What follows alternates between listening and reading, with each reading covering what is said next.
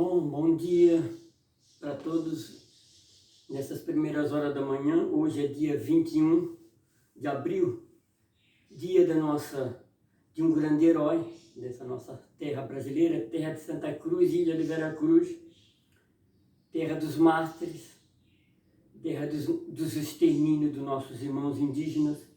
Enfim, esse Brasil nasce, essa terra de pau-brasil, nasce uma geração de povos de todas as nacionalidades que não tem nenhum outro continente, só mesmo nessas terras brasileiras. Então hoje assim a gente veja vamos enumerar aqui as 10 virtudes de um grande homem que um dia resolveu ser independente, que a sua revolução traz ainda questionamento para muitas pessoas nos nossos tempos atuais. A conspiração mineira aconteceu há 230 anos em Vila Rica, atual Ouro Preto, quando diversas conspirações foram presos, conspiradores. Eles queriam separação da capital mineira, de Minas Gerais, da metrópole portuguesa. Os rebeldes, mal chamados de inconfidentes, dedo duro, na linguagem popular, tinham planos que não foram além das salas fechadas. Pensaram até no lema da bandeira, liberdade ainda que tardia, mas não em como derrotar as forças do governo colonial. A rainha Dona Maria I condenou ao exílio perpétuo 10 conspiradores, o mais pobre e menos relacionado com o agente influente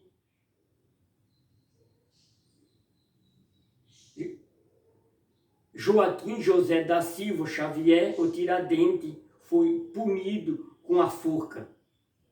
Ele teria dito quando da sentença que se 10 vidas tivesse, 10 vidas daria para salvar seus companheiros. Então veja bem a determinação de um homem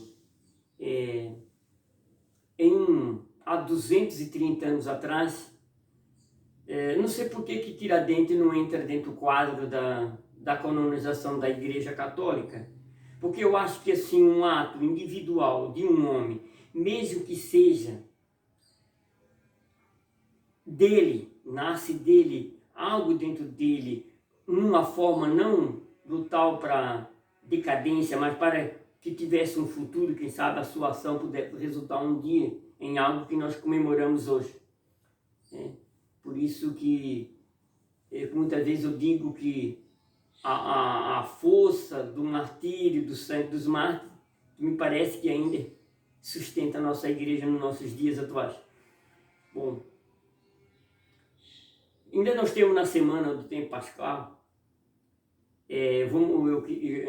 desse trecho, como eu memorizei aqui nosso dia de hoje, 21 de abril, dia de Tiradentes. Nós então assim, essas pessoas que dão a vida pelo povo, sacrificam pelo povo, e são mártires que são lembrados enquanto existir céu e terra, esse homem será lembrado.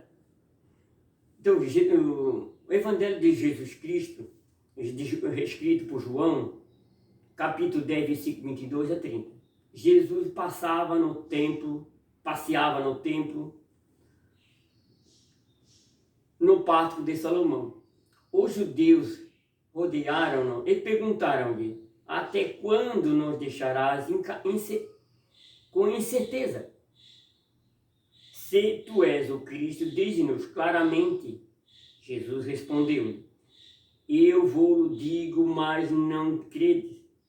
As obras que faço em meu nome, em nome do meu Pai, estas dão as obras do meu Pai que dão testemunha de mim, eu e meu Pai.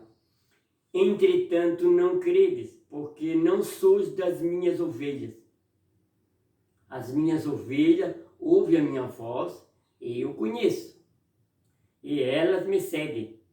elas jamais hão de perecer, e ninguém os arrebatará de minha mão. Meu Pai mas Deus é maior do que todos, e ninguém os pode arrebatar da minha mão de meu Pai. Eu e o Pai somos um. As falsas ideias de como seria o Cristo, o Messias, né, e faz dos judeus abandonarem Jesus para que dissesse claramente. Por exemplo, quando há uma conspiração, muitas vezes, quando a gente acha, né, que as pessoas estão fazendo a conspiração, como foi o caso de Tiradentes, né? Tiradentes foi descoberto, claro, que Tiradentes, mas essa revolta popular muitas vezes acaba em tragédia. Só que aqui, no caso de Jesus, o plano de Jesus não era desse mundo, mas sempre existem, muitas vezes, pessoas designadas por Deus, inspirada por um plano de Deus. Eu não posso dizer, talvez, que Tiradentes também teria essa inspiração, né? Como podemos dizer. Então aqui, como os judeus abandonaram Jesus, para que não estava acreditando, porque eles queriam que Jesus dissesse claramente qual era o plano de Jesus. Diz, Senhor. Jesus responde, para as obras que tenho praticado. Diz, mas Jesus sempre disse, as obras que eu faço, que dão testemunho de mim. Mas eles não entendiam. E que eles estavam esperando a hora em que Jesus fosse restaurar o reino de Israel, expulsar os romanos e reinar sobre os judeus. Mas o reino do Messias não é deste mundo. Também nós fizemos um juízo errado de Deus e queremos que Ele intervenha milagrosamente em nossa vida, livrando-nos de todos os problemas. Em vez disso, devemos pedir força a Deus para enfrentá-lo. Vamos supor que o reino de Jesus disse que o reino dele não era desse mundo. Como assim? Como explicar que Jesus disse essa frase? O meu reino não é desse mundo. Porque o reino implantado de Jesus provisoriamente aqui na terra, que é algo temporário, que Jesus é eterno e ele entrou no nosso tempo temporário. Então Jesus disse essa frase dizendo assim, o meu reino não é desse mundo, porque eu não sou daqui, eu vou para a casa do meu Pai. Então a eternidade é muito maior do que o nosso tempo atual aqui. Então nós não podemos comparar um período provisório de uma força que vem de uma eternidade para restaurar um reino aqui na terra. Enquanto existe céu e terra, o reino de Deus está de pé. Mas como entender em nossos tempos atuais, como esse Deus atua nesse mundo, dizendo que o seu reino não é desse mundo? Porque quando há um estabelecimento do reino de Deus nesse mundo, as primeiras ideologias nossas seria fazer dessa pessoa um ídolo. Tem na música, tem o Ayrton Senna, todas essas pessoas são deusificadas, são idolatradas nesse mundo, muitos. Quando essas pessoas não conspiram contra certas tendências, porque nós temos tirania nesse mundo, que conspiraram e provocaram tragédias desastrosas, né? Mas nós também temos os nossos ídolos. E muitas pessoas poderiam dizer assim, se o Tiradentes tivesse essas ideias agora políticas que está existindo lá em Brasília, uma divisão política, um grupo domingo, foram o dia do soldado, né, lá em Brasília, o governo, quer dizer, assim, você lembra que eu disse uma coisa que eu tenho uma conspiração, uma antecipação das coisas? Não sei se vocês sabem na reportagem, que antes que o governo foi visitar os seus 3 filhos.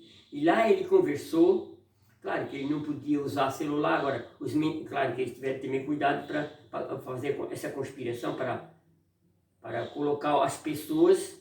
Olha, é o seguinte, eu estou querendo um plano aí no Brasil, mas só tem uma coisa, como os 3 poderes, eu não posso assinar, dar uma canetada lá, porque eu posso ter responsabilidade. Porque é o seguinte, nesse dia da bandeira, nesse dia aí, nós vamos fazer um ato aí, vamos chamar todo mundo para pressionar com faixa lá, o AI-5, né? O regime militar mandando fechar o Congresso. Então eu acho assim, eu acho que as pessoas que... Gente, eu nunca fui para uma universidade. Eu sou uma pessoa leiga, uma pessoa simples. Posso até me considerar de matuto. Agora, por favor, quando uma pessoa... Uma vez o Charles de Gaulle, um presidente, disse que o Brasil não é um país sério. Quer dizer, que o povo brasileiro gosta de ser enganado. Sabe que essa frase soa muito bem hoje nos nossos tempos atuais? Ô, seu Pedro. Sim, porque o presidente da República no domingo, ele conspirou com seus filhos, mandou que o pessoal fizesse uma passeata para pressionar, assim, né, que o governo... Um homem. Não estou falando de Tiradentes. A conspiração do Tiradentes era diferente. Que o Brasil estava nas mãos de uma conspiração portuguesa e Tiradentes queria que esse Brasil fosse, já do início, fosse para todo. E Tiradentes sabia que não era isso que a corte portuguesa queria. Só a nobreza que tinha vez. Então, né? Agora, o que o governo está querendo? O governo Bolsonaro está querendo? Ele disse, eu sou a Constituição. Não é não. O presidente da República não é a Constituição sozinho. Ele conspirou e na hora de dar a entrevista lá, ele tirou o dele da reta. Agora, eles acham que a gente é burro, né? Como é aquele jegue no Nordeste, mas sou mais inteligente do que ele, né? Vem num momento difícil, né? Querer ditar uma ditadura militar que foram mortos mais de 400 pessoas, não sei quantas mil pessoas foram do Brasil, quantas pessoas foram torturadas. Então eu digo assim, os ministros dos exércitos chamaram o governo lá, botaram um pano em cima e vai ficar por isso mesmo. Tá entendendo? Agora, eu digo assim, quem é que vai punir o seu Bolsonaro por essa conspiração? Sim, tudo que afronta contra a Constituição, um governo que fere a Constituição tem que ser preso. Tem que ser preso. Na minha conjuntura atual, que eu estou vivendo como um brasileiro, com um país democrático, com liberdade de ir e vir, e vem um presidente insuflar uma população que o AI-5, toda a repressão militar no passado, foi um horror, e o governo quer que isso volte, ele apoiou, ou as imagens que eu vi, não é minhas imagens que eu vi. Vocês estão entendendo como seria isso? Como um homem? Eu tenho para mim que o presidente da República, não sei, eu tenho para mim que ele não está bom da ideia, não. Bom, ele não apresenta nenhuma patologia, mas ele apresenta, assim, um abuso, uma ironia. Ele disse lá, tem que morrer muita gente mesmo, porque vai morrer muita gente mesmo. Está dizendo assim, num tom assim, de nenhum sentimento no seu coração. Eu digo assim, não sei como é que ainda tem gente que tem 45% do apoio do nosso presidente da República. Ela é uma lástima, é lamentável que hoje todas as forças, os 3 poderes executivo, legislativo e judiciário, todos os 3 poderes assinarem junto Câmara e dizer, o senhor presidente da República está retido, está detido. Gente, se eu fosse um homem da alta corte nesse Brasil e tivesse um poder político lá em Brasília, sabe quem é que ia perder a minha cabeça? Seria eu ia ser preso. Porque eu ia lá no meio de comunicação e ia falar que o governo conspirou contra o Brasil. Eu não estou dizendo brincadeira, não. Estou dizendo isso no lugar do seu Tiradentes. Quero dizer, seu Tiradentes, se o senhor tivesse aqui, com certeza que o senhor ia concordar com as minhas ideias.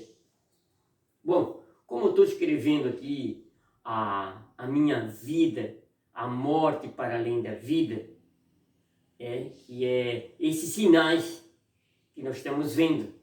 Gente, sinais de morte não é só derramamento de sangue. Sinais de morte e de contrariedade de uma população democrática no Brasil também é um sinal de morte. Por que isso? Porque desencoraja as pessoas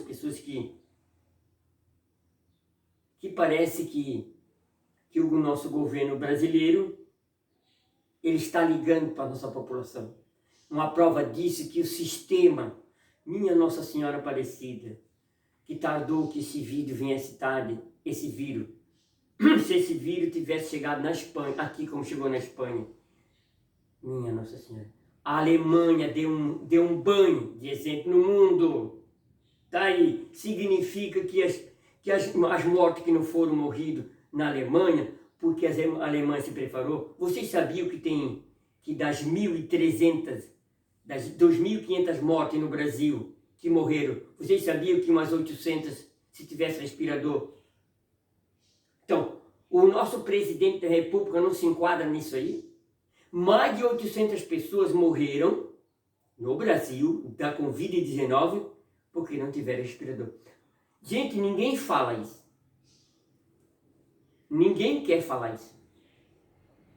Então eu queria dizer assim, gente, o meu livro que eu estou escrevendo, Morte para Além da Vida, eu também me baseio nesses sinais de morte que acontecem no mundo, porque a morte, num sentido também que eu não falo só eu digo que tem um X assim que cada um dos ângulos morte para além da vida e depois da morte tem outra separação que é a morte eterna e o julgamento para a vida. Então eu queria dizer assim também, falar um pouquinho ainda sobre aquilo que ainda, resíduo que ainda ficou da minha vida. Então, em 1985, 86, eu trabalhava numa empresa e eu estava descendo a Luiz Fagundes ali e entrei na rua Gentil Sandim e ali tem uma rua que vai dar lá naquele posto, lá na praia com o filho de Joaquim Vaz. E quando eu ia entrar na rua com o caminhão, vinha um menino de bicicleta, mas eu já vi que ele já vinha perdido, né? Que ele quis fazer a curva, eu vi que a velocidade dele não ia para montar. Que ele quis entrar na rua, ele não conseguiu entrar, perdeu o freio da bicicleta e bateu ali na tábua de roda do caminhão, no pneu traseiro, e ele bateu com essa quina aqui, bem naquela tábua de roda, naquela badana ali. E quando eu fui juntar o menino, logo em seguida assim, eu estava deitado no chão, porque eu não passei por cima porque o caminhão já estava parado, porque o caminhão ficou atravessado assim, né? Eu abri bem o caminhão para poder entrar, porque o caminhão, se você não abrir bem, a parte de trás. Então aquele espaço que eu dei, com a gabina, lá ele vai entrar naquele espaço ali, escorregou a bicicleta, veio caído, a sorte que ele já vinha meio deitado assim. E bateu na roda traseira do caminhão ali no pneu da tábua de roda. Mas quando eu fui levantar o menino do chão, eu percebi algo que poucas pessoas talvez tomariam essa decisão. Aqui na parte de baixo dos olhos do menino, tinha duas partes roxas. Significaria aquilo ali uma hemorragia interna? Logo em seguida da batida? Poderia ser. Que rompeu, na hora da batida, rompeu uma abazinha do fígado do menino. E eu disse assim para ele levantou, a bicicleta lá, Ele disse, não tio, eu estou bom. Ele disse assim, não senhor, eu estou muito bem, estou muito bem. Aí me deu uma coisinha assim, não, esse menino, botei ele dentro do caminhão, naquela época não tinha ambulância, né? Botei ele dentro do caminhão e levei para o hospital Florianópolis, lá na rua Araci Vascalado. E no hospital Florianópolis, eu deixei o menino lá em observação e vim para casa. Quando chegou na empresa, ligaram para mim e disseram assim, que os parentes vieram perguntar o que aconteceu. Eu disse, não, o menino está lá no hospital. Eu levei até, ele não queria levar. Ele queria ir para casa, mas eu fiz essa gentileza, assim, gentileza não, uma de caridade, para levar no hospital. E eu disse, não, que está tudo bem. Quando chegou umas 10 horas da noite, ligaram para ele que o menino estava sendo operado. Veio os irmãos dele ali, tinha um mesmo que queria avançar em mim, dizendo que tu mentiu, dizendo que a criança estava bem, agora está sendo operado lá. Uma sorte foi o seguinte, quando essa criança estava para ser removida para o hospital infantil, para botar dentro da ambulância, um dos médicos lá, acho que constatou que não daria para levar o menino porque ele estava ficando muito branco, ele não chegaria no hospital. Fizeram a procedência ali no hospital, abriram, acharam uma hemorragia interna, olha, o menino quase morreu, gente. Mas por uma consequência, não imprudência minha, dele, mas eu também sabia a vida da criança. E então aí eles colocaram um pedaço de fígado no lugar, ou tiraram, não sei. Aí quando chegou naquela noite, eu não sei se porque eu fiquei muito arrasado, muito preocupado, eu disse, meu Deus do céu, porra, será que eu vou matar uma criança? Mesmo que eu não seja culpado, mas eu estava lá, não era para estar ali. Não, seu Pedro, não sei se porque eu fiquei muito nervoso, na hora que eu estava dormindo de noite, e o menino apareceu para mim assim no estrado, mais ou menos 1,5 m de altura.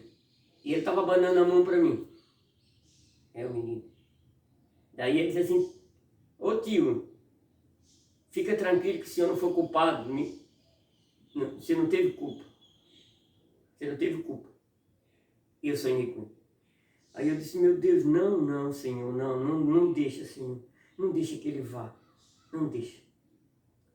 Eu me ajoelhei e disse assim, mãe, vós sempre me atendes quando eu atendesse meus pedidos.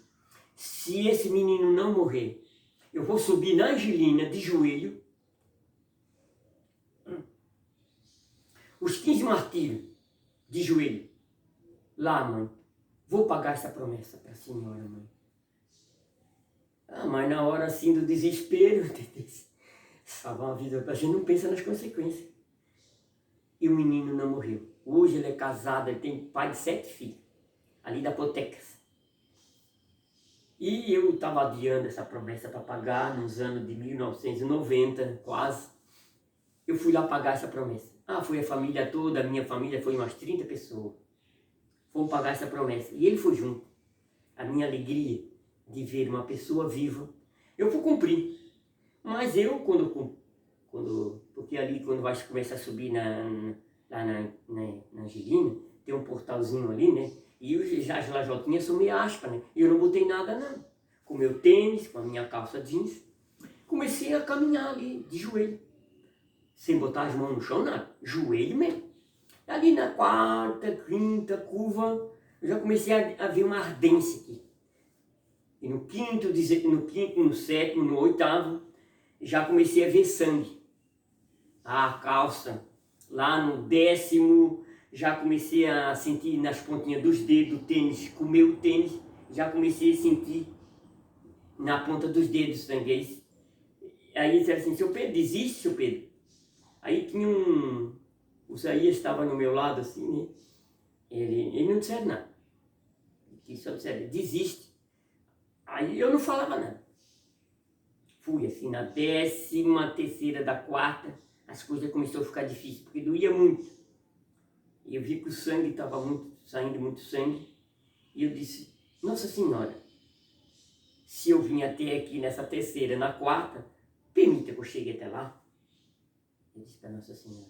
Então, já muito delimitada, assim, muita dor, eu consegui chegar lá. Cumpri os 15 martírios, a promessa. Quando eu cheguei lá na Nossa Senhora, lá naquele pátio grande, tem um degrau assim, e eu não subi aquele degrau, fiquei cá embaixo. Quando eu olhei para Nossa Senhora assim, que eu vi aquela imagem, ela tem quase 1,5 m de altura, né? Tem uns 15 metros de altura, eu acho. Que eu tive, por um momento, foi muito rápido, aí eu disse assim, Nossa Senhora estava com pressa de me arrebatar nesse momento. Foi um lance muito rápido. Eu senti que sumiu de perto de mim, não Nossa Senhora, mas tudo assim. Assim, por um lance, desapareceu a dor, não senti dor por... mas eu acho que não foi nem 30 segundos. Assim, um lance. Que eu olhei para Nossa Senhora, quando eu olhei para Nossa Senhora, teve esse lance assim, rápido. Aí desapareceu. Aí voltei ao normal. Entendeu, gente? Aí então, por causa disso tudo, eu fiz esse voto para Nossa Senhora. E vocês sabem que a minha vida foi levando assim por um rumo que não tinha mais volta, vamos supor. E depois, quando eu e meu irmão, nós cantávamos algumas músicas, até eu tinha botado um nome da nossa música sertaneja, que era Clemente Clementino. Às vezes eu falava esse nome para ele aqui, e ele cantava. A gente não era, não ia ser um hipócrita, um Tunique Tinoco, né, Chitãozinho Chororó, um Milionário Zé Rico, a dupla, não sei, a gente cantava. Aí ele nasceu com a neurose, porque quando a minha mãe estava grávida dele de 8 meses, a minha mãe deu tifo. Em 49 veio aquela praga de tifo, e a minha mãe não morreu porque estava grávida de 8 meses. Então meu irmão nasceu com a neurose. Então durante o período, um dia nós estávamos lá, e na hora lá, quando eu estava tomando, cantando, ele estava normal. Eu fui para casa primeiro, eu não vi nada. Deu um troço nele lá, a gente internou ele na colônia. Eu fui lá várias vezes visitar ele, não voltava ao normal. Não sei o que deu, porque eu não estava na hora lá, porque o meu irmão dava aquela crise, mas nunca deu na minha frente. Um dia foi chamado daqui para ir lá, que ele pegou um facão lá, queria matar todo mundo lá, mas era assim, ó, quando ele me via, o Lauri veio aqui várias vezes na minha casa naquele estado, mas eu queria assim, eu queria que fosse manifestado perto de mim, não sei, diante de mim o meu irmão nunca se alterou. Aí eu fiz outra promessa, para subir de novo lá na Angelina. Super, assim, se meu irmão ficar bom, eu subo lá na Angelina de novo. Claro que depois das internações, que eu subi lá de novo na Angelina, do mesmo estado. O meu joelho aqui, eles são defeituosos porque chegou na cartilagem, né? Então, o meu irmão, a neurose não tem cura, a gente sabe, né? Mas ele se normalizou, ele vinha aqui em casa, até no último dia que ele foi internado, ele disse, Elizabeth, me leva na casa do Pedro. E ela disse, não, Pedro não está em casa, não sei o que, ele queria vir aqui.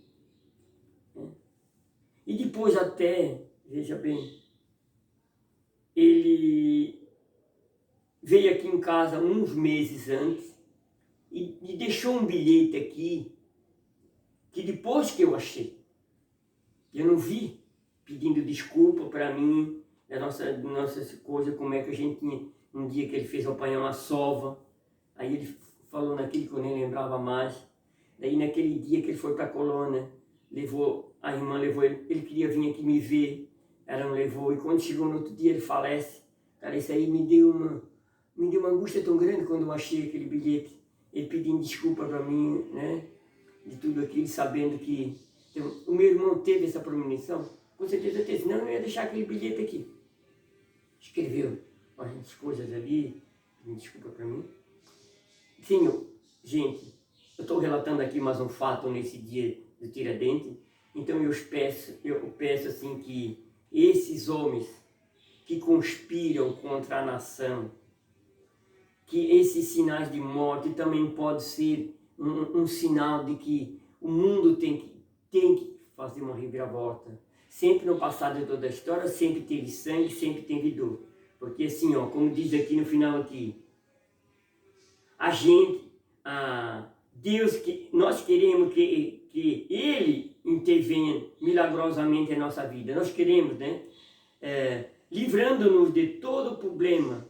Em vez disso, devemos pedir força para Deus para enfrentá-lo. É isso que nós temos. Vamos pedir as forças do céu. Porque, assim, eu teve um papa uma vez que quis fazer uma intervenção na igreja, e ele disse que quando ele viu, um papa fez uma celebração para pedir Deus que intervenisse na história. Então nós temos pressa também para pedir essa intervenção de Deus no nosso Brasil, terra Santa Cruz e da Vera Cruz. Que esse nosso Tiradentes, que esse grande homem, esse ícone da história brasileira, que derramou o seu sangue, que o seu sangue derramado cubra nossas terras brasileiras, dos índios, da Confidência Mineira, e traga para nosso Brasil uma unidade, prospera, junto com o nosso Aparecido e todo o nosso povo brasileiro. Que Deus abençoe a nossa prata. Amém.